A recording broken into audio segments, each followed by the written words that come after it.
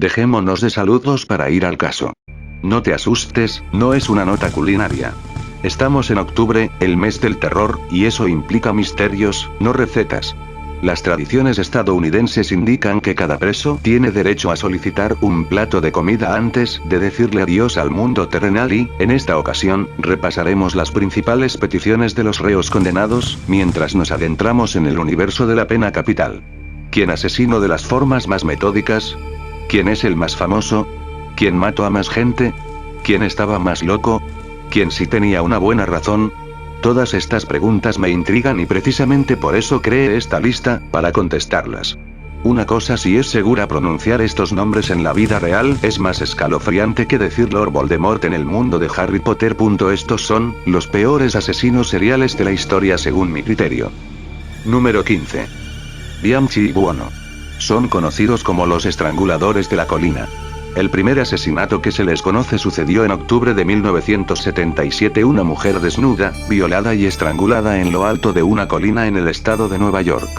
Después de 6 meses se contaban 10 asesinatos con el mismo sello característico. La policía, pensando aún que era uno solo, empezó a llamarlos el estrangulador de la colina. Pero no pasó mucho tiempo para que la policía capturara a los primos Kenneth Bianchi y Angelo Buono. La primera mujer que mataron fue una prostituta llamada Yolanda Washington. La policía primero capturó a Bianchi después de que este matara a una pareja de novios en Bellingham, UA. Este intentó fingir personalidad múltiple, pero la policía no se lo tragó. Finalmente aceptó testificar en contra de su primo si le conmutaban la pena de muerte. El juicio contra ambos fue extremadamente largo, 2 años. Y ambos fueron hallados culpables, Bianchi de 5 homicidios y Buono de 9. Actualmente los dos cumplen cadenas perpetuas sin derecho a libertad condicional. Número 14. Albert DeSalvo. Nació el 31 de septiembre de 1931 en el seno de una familia desestabilizada por el mal carácter de su padre. Al parecer, se encargaba de descargar su ira sobre los 6 hermanos y su madre. Los continuos golpes y abusos de su progenitor propiciaron que el joven Albert abandonase la unidad familiar pronto y se criase en las calles, lejos del asfixiante ambiente familiar. Decidió alistarse en el ejército y fue destinado a Alemania. Allí conoció a Irmgard Berg, hija de una respetable familia, de la que se enamoró y con la que contrajo matrimonio. Los problemas de la nueva familia DeSalvo comenzaron cuando Irmgard tuvo su primer hijo. Unos problemas en el parto propiciaron que la mujer cogiera aprensión al sexo y a raíz de esto, Alberto comenzó a buscarlo en otras mujeres. La prensa comenzó a publicar las noticias referentes a un asesino en serie que aterrorizaba Boston. Sus víctimas eran estranguladas y comprendían edades entre los 19 y los 85 años. Todas eran violadas antes y sus cuerpos sin vida eran encontrados a las pocas horas en sus casas. La primera de ellas fue Anna Schlesers, de 55 años. Su cadáver fue hallado por su hijo. Ese 14 de junio de 1964 comenzaba la leyenda del estrangulador de Boston. La alarma social comenzó a extenderse y la policía hizo un llamamiento para que las mujeres de Boston no permitieran la entrada a sus hogares de extraños y extremaran la precaución. Las muertes se sucedían, y la edad comenzó a variar. Ya no se trataba de mujeres blancas maduras, sino que comenzaron a aparecer los cadáveres de jóvenes de entre 20 y 30 años, una de ellas afroamericana. Una llamada disparó los acontecimientos. Una mujer denunció que un individuo entró en su casa, y al comprobar que también estaba su marido, salió corriendo. La identificación como Albert DeSalvo fue positiva y fue detenido. Confesó sus asesinatos y fue condenado a cadena perpetua en 1966. Falleció en 1973, víctima de un compañero de celda, que lo apuñaló. Número 13. Otis O'Toole. Otis O'Toole, a veces mal escrito como Otis, fue un asesino en serie estadounidense. Aunque admitió los cargos de asesinato, violación y canibalismo, y fue el principal sospechoso en varios asesinatos sin resolver, él se retractó y reiteró en varias confesiones. Toole fue hallado culpable en 2 ocasiones de asesinato, y confesó 4 más mientras se encontraba en prisión. Toole era un nativo de Jacksonville, Florida. Su padre abandonó su familia cuando Toole era joven, y él afirmaría años después que su madre era una fanática religiosa, y que su hermana lo vistió con ropas femeninas. Toole también afirmó que su abuela practicaba el satanismo, y que lo expuso a varias prácticas y rituales en su juventud. Escapó repetidamente de su casa, y también se le imputa haber iniciado incendios en casas abandonadas desde temprana edad. Toole confesó haber cometido su primer asesinato a la edad de 14 años, ocasión en que después de recibir una propuesta sexual por parte de un vendedor viajero, lo arrolló con su propio automóvil. Toole fue detenido como adulto por primera vez en 1964, bajo el cargo de vagancia por sospecha. Aproximadamente en 1978, Toole conoció a Henry Lee Lucas en Florida. Con posterioridad, ambos afirmarían haber cometido centenares de asesinatos, algunas veces bajo las órdenes de un culto secreto llamado la Mano de la Muerte. Lucas se retractaría sus confesiones, afirmando que solo las hizo con la finalidad de mejorar sus condiciones dentro de la cárcel. Aunque algunas de autoridades han afirmado que existen dudas significativas acerca de la culpabilidad de Lucas, Toole todavía se ve generalmente como un asesino en serie. El 21 de octubre de 1983, Toole confesó al asesinato de Adam Walsh. Afirmó haberlo secuestrado, violado, y matado, y que entonces destrozó su cuerpo y lo arrojó a los Caimanes, en un pantano cercano. Sin embargo, semanas después que Toole hizo tal confesión, la policía que investigaba el caso anunció que ya no lo consideraban como sospechoso. John Walsh, el padre de Adam, ha afirmado reiteradamente que él cree que Toole es el culpable. En abril de 1984, Toole fue declarado culpable y sentenciado a muerte por el incendio intencional provocado en 1982 y en el que murió Josh Sonnenberg, de 64 años de edad, en Jacksonville, Florida. Posteriormente, a Toole se juzgó culpable del asesinato en 1983 de Ada Johnson, residente de Tallahassee, Florida, de 19 años de edad, para lo cual recibió una segunda pena de muerte. En la apelación, sin embargo, se conmutaron ambas penas a prisión perpetua. Mientras cumplía su sentencia, Toole se alojó brevemente al lado de Ted Bundy en la prisión de Rayford de Florida.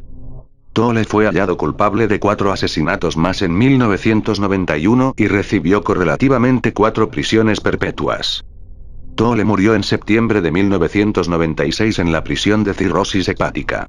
En el momento de su muerte, estaba escribiendo un libreto para la televisión sobre un especial para niños que esperaba vender a alguna red televisiva. Se titulaba Navidad con Otis Toole. Número 12. Robert Berdella.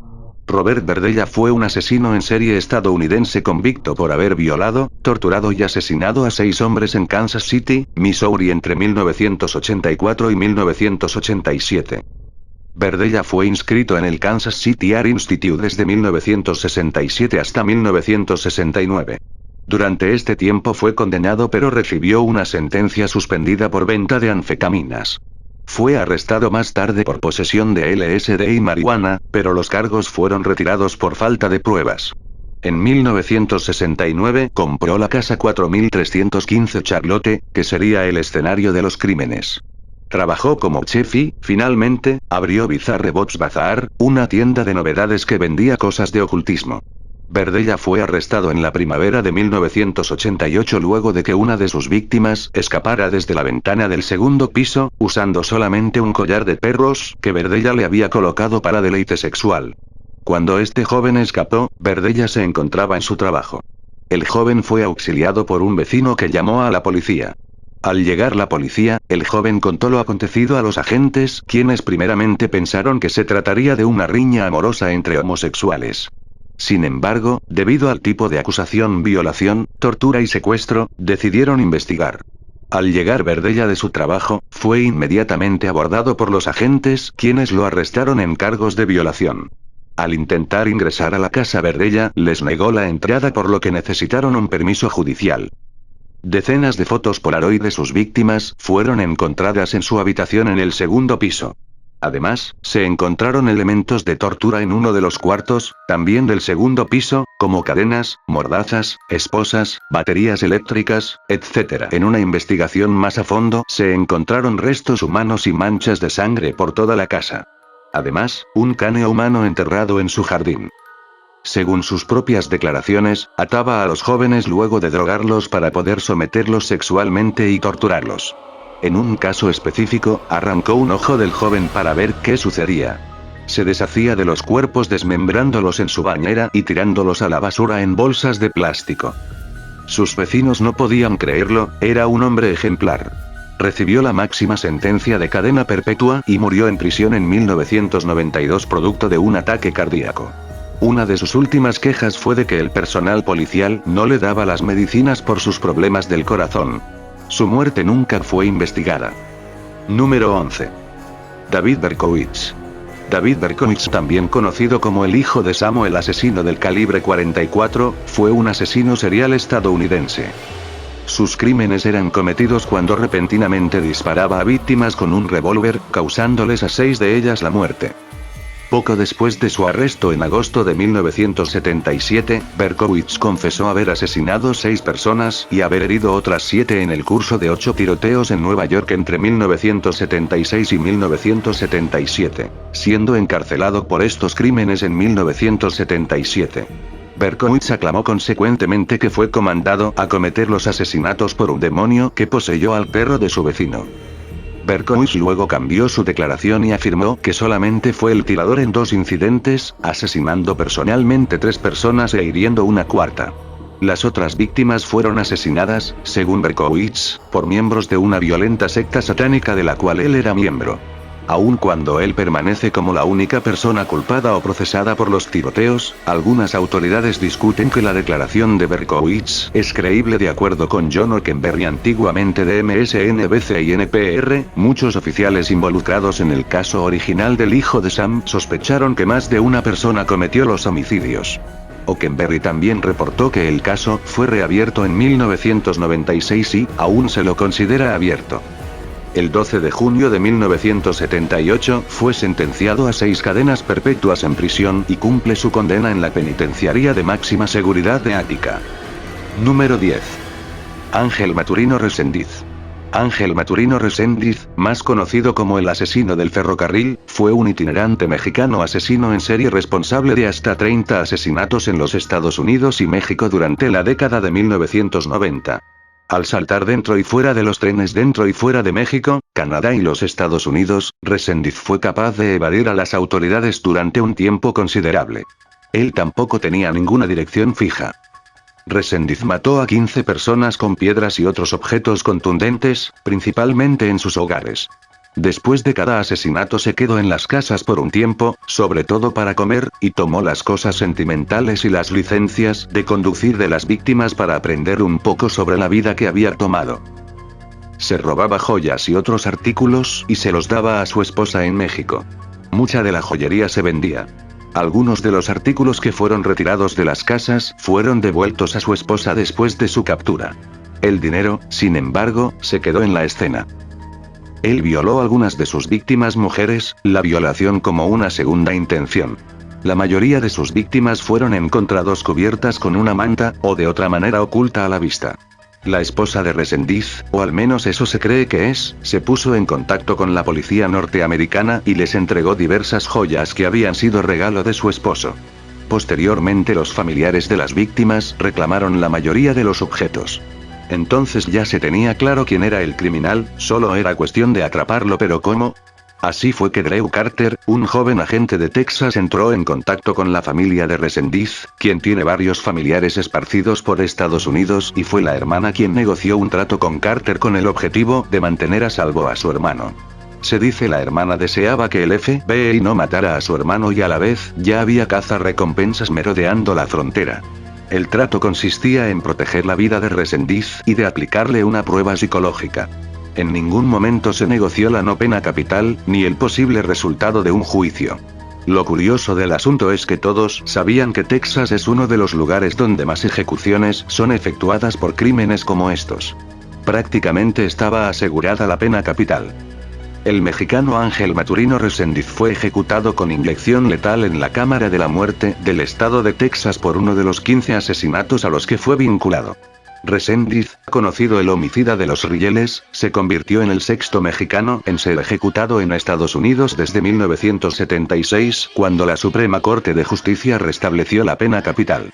Dejé que el diablo manejara mi vida, dijo Maturino Reséndiz en lo que fueron sus últimas palabras antes de morir. Al cabo de una respiración profunda, el mexicano dijo con tranquilidad: perdóname mi Dios. Diosito santo, aquí vengo mi Diosito. Por primera vez desde que inició su proceso legal, Maturino Reséndiz aprovechó sus últimas palabras para dirigirse a sus víctimas y a sus deudos. Solo quiero saber qué existe en su corazón. Perdón para mí